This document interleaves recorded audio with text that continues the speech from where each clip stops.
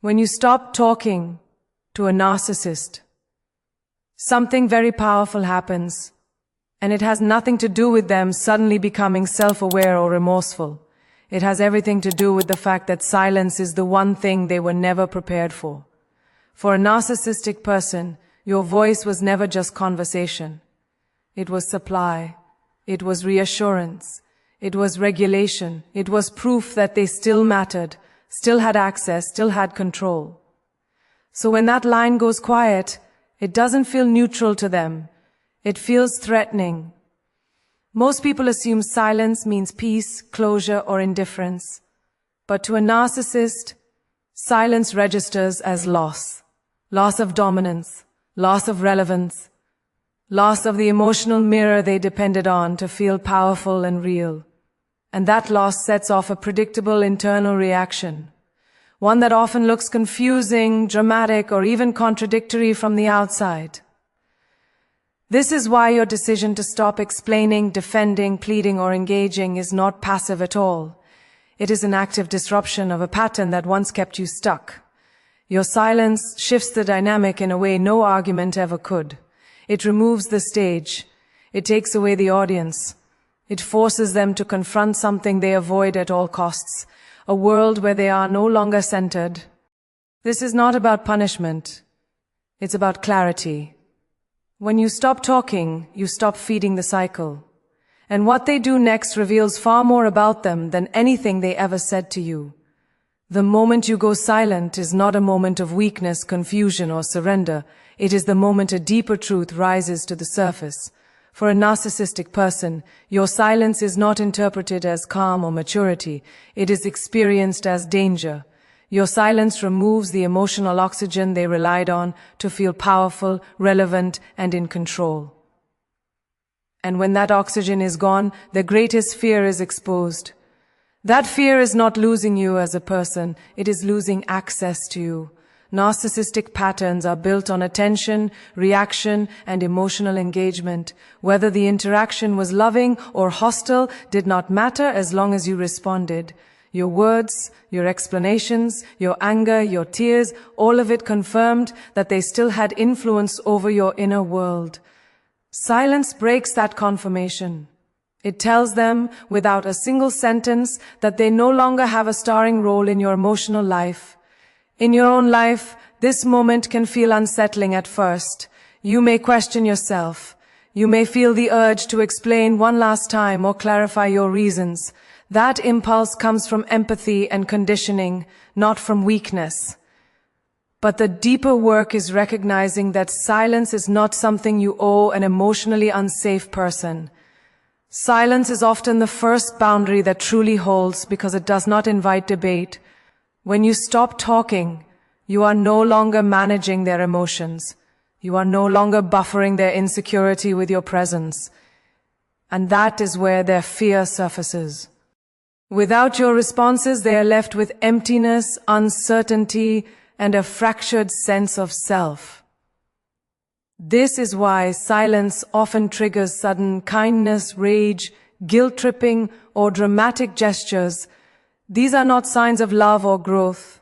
They are attempts to restore access. Your silence also exposes something important within you. It shows you that you can survive without being understood by someone who never intended to understand you. It teaches you that peace does not come from winning an argument, but from stepping out of a system designed to exhaust you. Each day you maintain your silence, you reclaim a piece of your nervous system, your clarity, and your self-trust. This is not about becoming cold or cruel. It is about choosing self-respect over self-betrayal. The greatest fear exposed in that silence is the fear of irrelevance.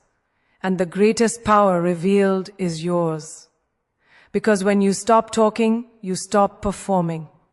And when you stop performing, you finally begin to live on your own terms.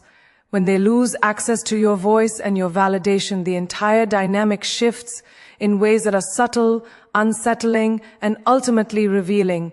Your voice was never just sound to them. It was reassurance. It was grounding. It was proof that they still mattered and still had influence. Validation was the currency that kept the relationship functioning, even when it was painful or one-sided. The moment that currency disappears, the system they relied on begins to destabilize. At first, what often follows is confusion. They may reach out in ways that seem unusually soft, nostalgic, or self-aware. This is not a sudden emotional awakening. It is an instinctive response. Losing supply. Your absence creates a vacuum, and they move quickly to fill it. If gentleness fails, urgency appears. If urgency fails, frustration and anger can surface. These shifts are not random. They are strategies to regain access to the emotional feedback your voice once provided. In your life, this phase can be deeply challenging. You may feel tempted to respond just to restore normalcy or relieve the tension. Silence can feel heavy when you are used to managing someone else's emotional state. But this is where growth happens. When you stop validating distortions, excuses, or manipulations, you stop participating in the erasure of your own reality. Your quiet becomes a line that says your inner world is no longer available for consumption. Without your validation, they are left facing something they avoid at all costs, an unstable sense of self. Narcissistic patterns depend on external affirmation to regulate identity and worth. When that affirmation is removed, discomfort intensifies. This is why they may rewrite history, recruit others to validate them, or attempt to provoke you into reacting. Any response, even anger, would reassure them that they still exist in your emotional field. What happens next is important for you. You begin to notice how much energy was once spent explaining, soothing, defending, and doubting yourself. As that energy returns to you, clarity replaces confusion. Your nervous system starts to calm. You begin to trust your perceptions again. This is not because they changed, but because you did. Losing access to your voice and validation does not destroy them, and that is not the goal. What it does is end the illusion that you were responsible for their stability. Your silence teaches you that love does not require self-abandonment, and that connection should never come at the cost of your authenticity. When your voice returns, it belongs to you, not to someone who only listened when it served them. Your quiet does not go unnoticed. In fact, it often creates more disruption than any argument ever could. For someone who depends on control to feel secure, your silence removes the feedback loop they use to manage their sense of power. Control was maintained through reaction. Your explanations, your emotions, your attempts to fix what was never yours to fix. When that reaction stops, desperation begins. Desperation shows up because the usual tactics no longer work.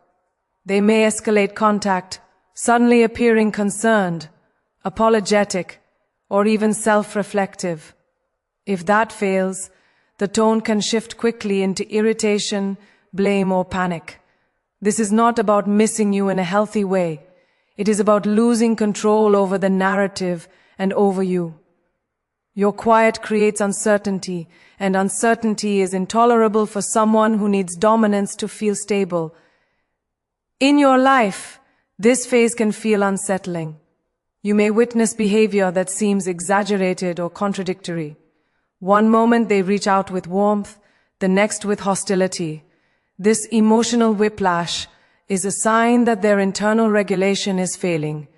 Your silence has removed their ability to steer the interaction, and without that steering wheel, they flail. What matters most is what your quiet is doing for you. Each moment you do not respond, you strengthen a boundary that cannot be argued with. You are no longer pulled into defending your reality or proving your worth. You are allowing consequences to unfold naturally without interference. This is a profound shift from survival mode to self-respect. Loss of control is deeply threatening to someone who equates power with safety. That is why they may attempt to provoke you with accusations, guilt, or urgency. They are trying to trigger the old pattern where you rushed in to explain, soothe, or repair. When you do not, the desperation intensifies, And in that intensity, the truth becomes visible. The relationship was sustained not by mutual care, but by your responsiveness.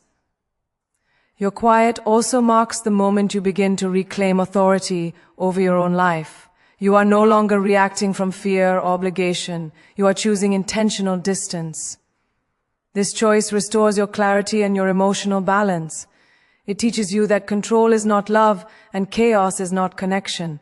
When your silence triggers their desperation, it confirms something vital. You were never powerless. You were simply participating in a dynamic that depended on your availability. The moment you stepped back, the illusion collapsed, and what remained was your freedom and their loss of control. When you stop talking, the unraveling does not happen all at once. It begins quietly, in ways that may not even be visible to you at first. What you notice instead is a shift in energy. The pull that once kept you emotionally tethered starts to loosen. For someone who relied on your engagement to feel grounded, that silence creates instability. Without your words, reactions, and emotional presence, the structure they depended on begins to crack. Unraveling looks different for each person, but the root is the same. They no longer have a steady source of regulation. Your voice once helped contain their anxiety, their insecurity, and their need for control. When that voice disappears, they are left alone with emotions they do not know how to manage. This is why behavior may become erratic. They may rewrite the past, seek constant validation elsewhere, or attempt to pull you back in with urgency or drama. These are not signs of healing. They are signs of collapse within a system that required your participation to function. In your own life, this stage can feel uncomfortable because you are witnessing consequences without intervening. You may feel guilt for not responding or fear that you are being unkind. But stepping back is not cruelty. It is the end of emotional labor that was never reciprocated. You are no longer responsible for stabilizing someone who refused to take responsibility for themselves. As they unravel, something important happens for you. The fog lifts. You begin to see how much of your energy was spent managing reactions, choosing words carefully, and anticipating emotional fallout. Without that constant vigilance, your nervous system starts to settle. Your thoughts become clearer. You reconnect with parts of yourself that were muted just to keep the peace. Their unraveling is not your victory, and it is not your goal.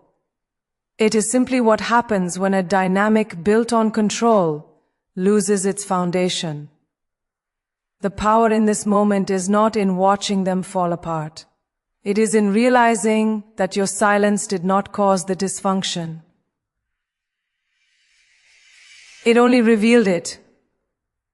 When you stop talking, you stop participating in the distortion of your reality. You stop shrinking to make someone else feel whole.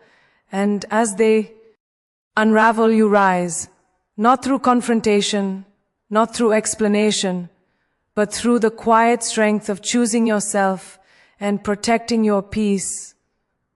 This is the moment where everything comes full circle.